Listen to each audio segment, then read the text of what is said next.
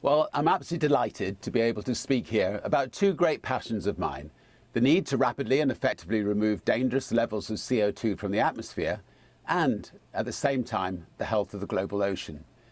In many people's minds, these are two completely different concerns. I would disagree. The ocean is an integral part of the Earth's system, and it has suffered greatly because of our escalating use of fossil fuels, having already absorbed about 1/3 of the additional carbon dioxide that we've put into this air. This has consequences. We know that the pH of the seawater is changing, becoming less alkaline, and this acidification is having a profound effect on marine life. In particular, organisms that need to form hard parts, such as corals and anything with a shell, are less able to do so. In extreme conditions, shells literally corrode to nothing.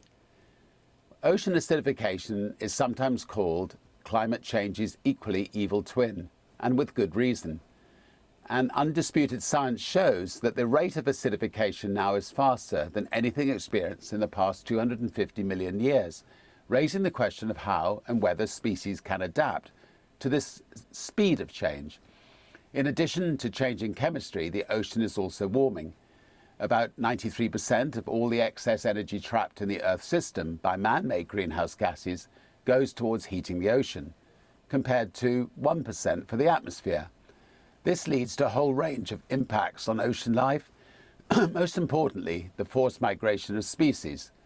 Warming also leads to hypoxia, lack of oxygen in parts of the ocean. And most worryingly, it takes a very long time for the full impacts of greenhouse gas emissions to be realized in the ocean. So, even if we stop using fossil fuels tomorrow, changes would continue percolating down to the deep ocean for centuries to come. By the time we see the full range of damage, it'll be far too late to do anything about it.